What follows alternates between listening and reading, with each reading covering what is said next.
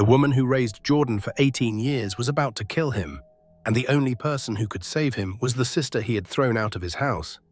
But would she arrive in time? Or would Jordan die never knowing the truth about his family? Let's find out together, but first, please subscribe to my channel. Esther sat across from Jordan in his beautiful living room. Sunlight came through the big windows, but Jordan's face looked dark and angry. "I can't stop thinking about her," Jordan said, rubbing his head. "My so-called sister." Esther leaned forward, her voice soft and caring. "Jordan, you need to forget about Naomi. She's dangerous." Jordan's hands turned into fists. "You're right. A real sister would have found me years ago if she really cared." "Exactly. She waited until you were rich and successful. Then she came with her sob story about being homeless and hungry. She used your good heart against you." "I feel so stupid," Jordan said, his voice getting louder. "I actually believed her. I almost cancelled my wedding for a thief." Esther reached over and touched his arm. "You're not stupid. You're kind, and evil people like her use kindness as a weapon. She made me doubt Grandma Chen, the woman who raised me, loved me, gave me everything. How could I be so ungrateful?" "Because Naomi is a master manipulator. She probably practices her sad story on other rich people too. You're just one of many victims." Jordan stood up and started walking around the room. "I hate her. I hate that she made me question the only family I have left." But as Esther smiled and hugged him, she didn't know that Mrs. Chen was listening outside the door.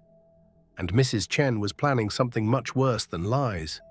That night, Mrs. Chen sat in her room, looking at a small bottle of clear liquid.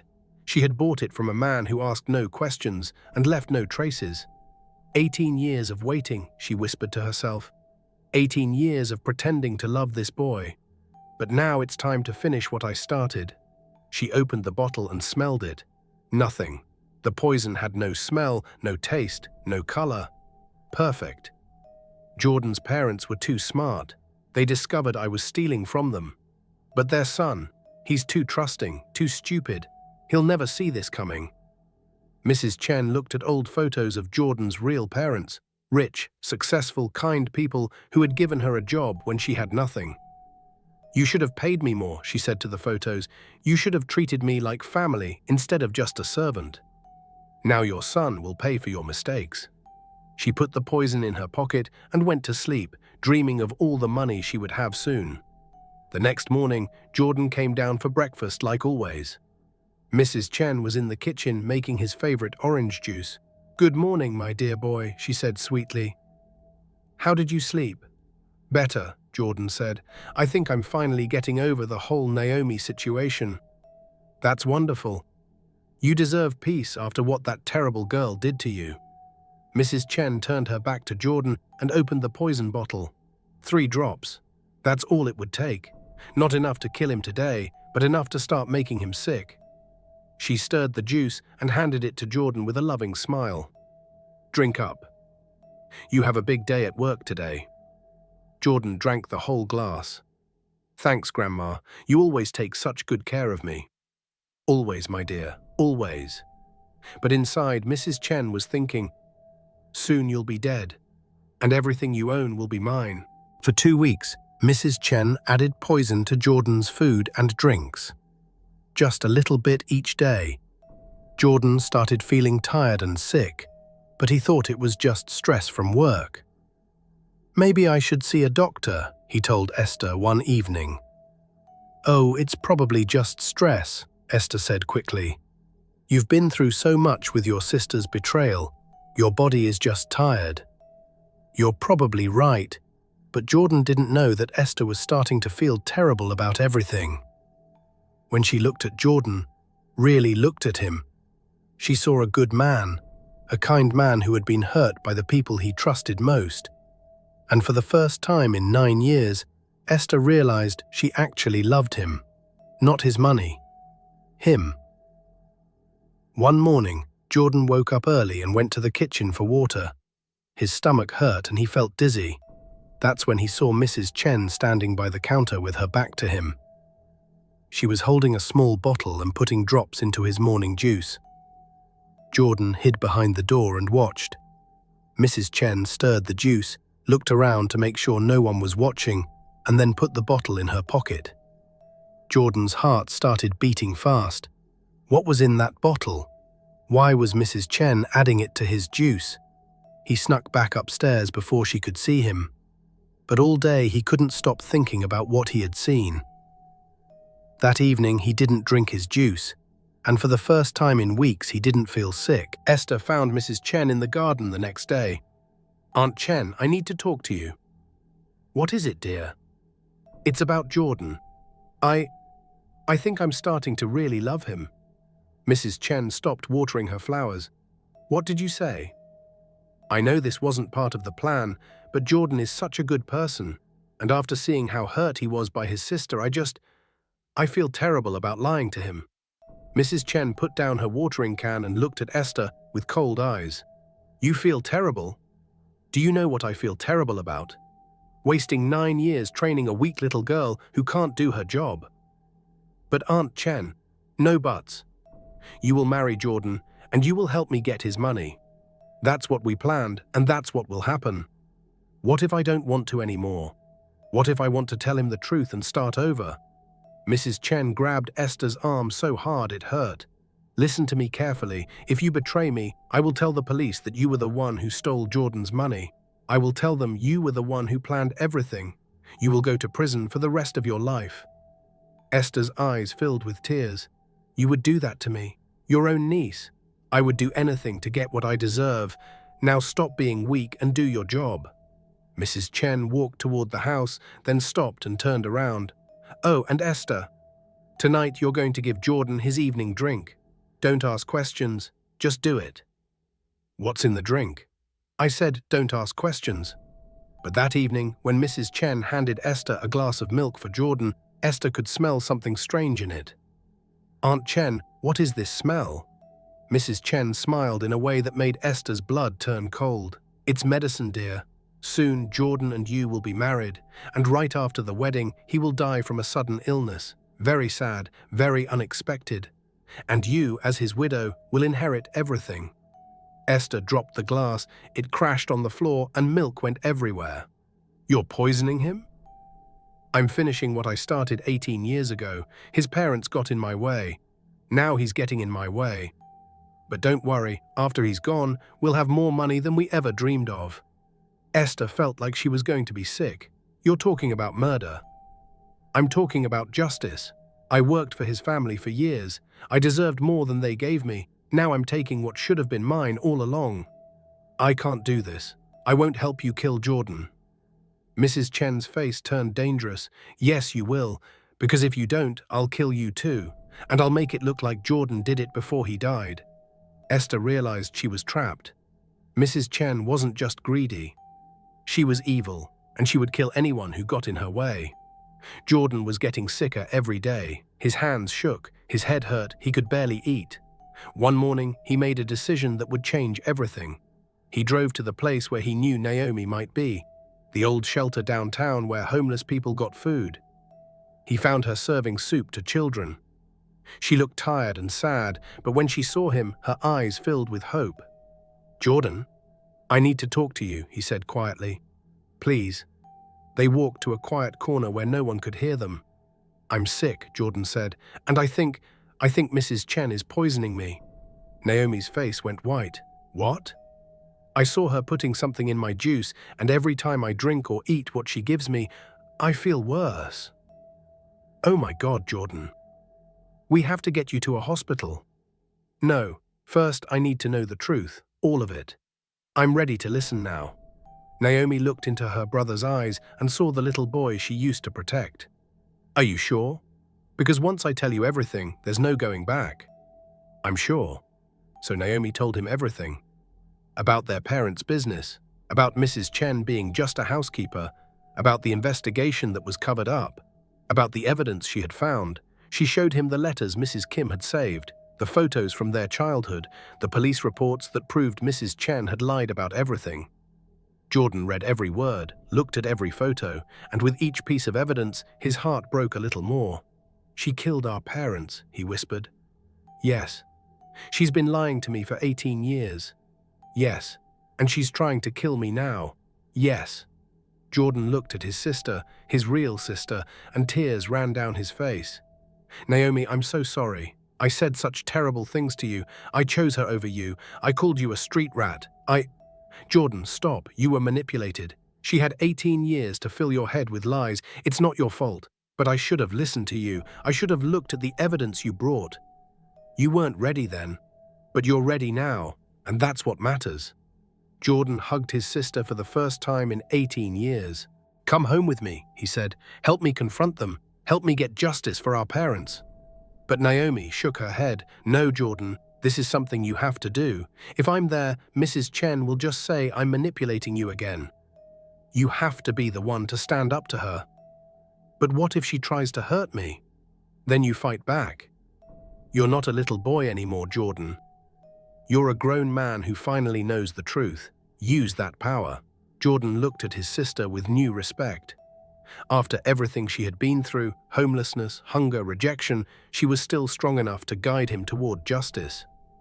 What should I do? Go home, confront both of them, record everything they say, make them confess, and then call the police. What about you? I'll be watching. If you need me, I'll be there. But this is your fight now, brother. Jordan went home with a secret recording device in his pocket. He felt scared, but also angry. 18 years of lies, the murder of his parents, the attempted murder of him. It was time for the truth. He found Mrs. Chen and Esther in the living room, talking quietly. We need to talk, Jordan said. His voice was different, stronger. Of course, dear, Mrs. Chen said with her fake sweet smile. How are you feeling? You look a bit pale. I'm feeling poisoned. The room went silent. Esther's face went white. Mrs. Chen tried to keep smiling, but Jordan could see fear in her eyes. What a strange thing to say, Mrs. Chen said. Are you feeling okay? Maybe you should rest. I saw you, Jordan said, this morning, putting something in my juice. What was it? Mrs. Chen's smile finally disappeared. I don't know what you're talking about. Really? Then you won't mind if we call the police and have them test my blood? See what kind of poison you've been giving me? Esther started crying. Jordan, I tried to stop her. I wanted to tell you. Shut up, Mrs. Chen snapped at Esther. Then she looked back at Jordan. You don't understand. Everything I did was for you, for us, for our family. Our family? Jordan laughed, but it wasn't a happy sound. You mean the family where you murdered my parents and lied to me for 18 years? Mrs. Chen's eyes went wide. How do I know? Because my sister told me. My real sister, the one you tried to make me hate. Naomi is a liar. No, Jordan shouted. You are the liar. You were never my grandmother. You were just our housekeeper. You killed my parents because they found out you were stealing from them. Mrs. Chen realized her lies were falling apart. Her fake sweetness disappeared completely. So what if I did? She said coldly. Your parents treated me like dirt. They had everything, and I had nothing. I worked for them for years, and what did I get? A small salary and a tiny room in their big house. So you murdered them. I took what should have been mine, and I raised you better than they ever could have. You raised me with lies. I raised you with love. I gave you everything. And this is how you repay me. Esther was still crying. Jordan, she made me help her. She threatened to kill me if I didn't. I said shut up, Mrs. Chen screamed at Esther. But then Jordan heard something that made his heart stop. Actually, Mrs. Chen said with an evil smile, it doesn't matter anymore. Even if you know the truth, you can't do anything about it. The poison I've been giving you has already damaged your heart. You'll be dead within a month. You're lying. Am I? Haven't you been feeling weak, dizzy, having trouble breathing? That's your heart slowly stopping, dear boy. Jordan felt scared, but he also felt angry. Angrier than he had ever been in his life. You know what the best part is? Mrs. Chen continued. After you die, Esther will inherit everything as your grieving fiancé. And then we'll be rich beyond our wildest dreams. No, Esther said suddenly. I won't do it anymore. I love Jordan, really love him. I won't help you kill him. Mrs. Chen turned to her niece with murder in her eyes. You ungrateful little brat, after everything I've done for you. You've done nothing but use me, just like you used Jordan, just like you used his parents." Mrs. Chen was getting desperate. She could see everything falling apart. "Fine," she said. "If I can't have the money, then no one can." She reached into her purse and pulled out a gun. Jordan and Esther both stepped back in terror. "You're all going to die," Mrs. Chen said calmly, "and I'll tell the police that Jordan went crazy and killed Esther before shooting himself. Very tragic. Very believable." She pointed the gun at Jordan first. "Goodbye, you stupid boy. You should have just died quietly like a good little victim." But just as Mrs. Chen was about to pull the trigger, Esther did something no one expected. She threw herself in front of Jordan. Bang! The gun went off. Esther fell to the ground, blood spreading across her chest. "Esther!" Jordan screamed, dropping to his knees beside her. Mrs. Chen stared at the gun in her hands, shocked. She had killed her own niece. "Esther, stay with me," Jordan begged. "Please, stay with me." Esther looked up at Jordan with tears in her eyes. "I'm sorry," she whispered. "I'm so sorry for everything. For lying to you, for helping her, for—" "Don't apologize. Just stay alive, please." "Jordan," Esther said, her voice getting weaker, "I need you to know something. For the last few months, my feelings became real. I really fell in love with you, not your money. You, your kindness, your heart. Esther, she poisoned you, she killed your parents, she planned everything. I helped her for 9 years, but in the end I chose you. I chose love over money." Jordan was crying now. "You saved my life, and you saved my soul," Esther whispered. "I was becoming just like her, but you reminded me what it feels like to be good. Don't leave me. Please don't leave me. Take care of Naomi. She's the only real family you have left. And Jordan, yes? Forgive me. Please forgive me." "I forgive you," Jordan said, holding her hand. "I forgive you completely." Esther smiled one last time. "Thank you," she breathed, and then she was gone. Mrs. Chen stood frozen, staring at what she had done.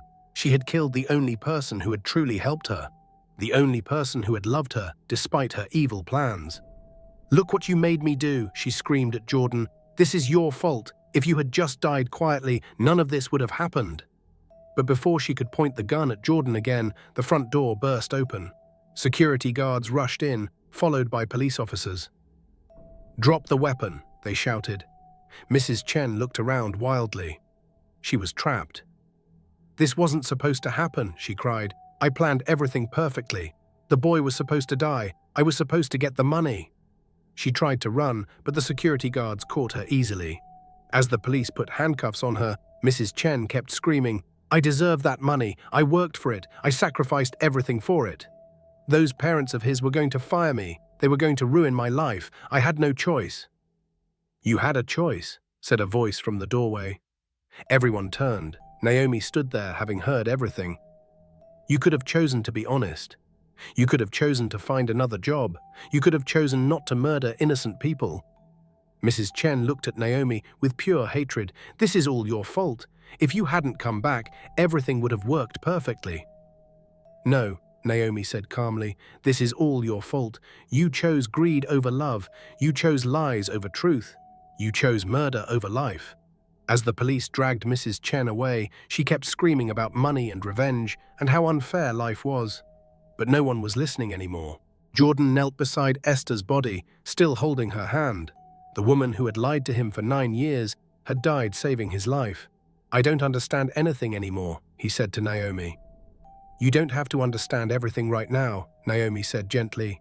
"You just have to heal. She loved me. At the end, she really loved me. Yes, she did. And that love made her brave enough to save you." Jordan looked at his sister. "I'm so sorry, Naomi. I wasted 18 years hating you for things you didn't do. I chose the people who wanted to hurt me over the sister who wanted to save me." "Jordan, no, let me finish. You lived on the streets while I lived in luxury. You went hungry while I ate fancy food.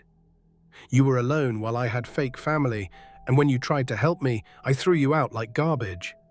Naomi knelt down beside her brother. "Jordan, look at me." He looked up, tears streaming down his face. "I forgive you," she said, "completely, totally, forever." "How can you forgive me after everything I said to you?"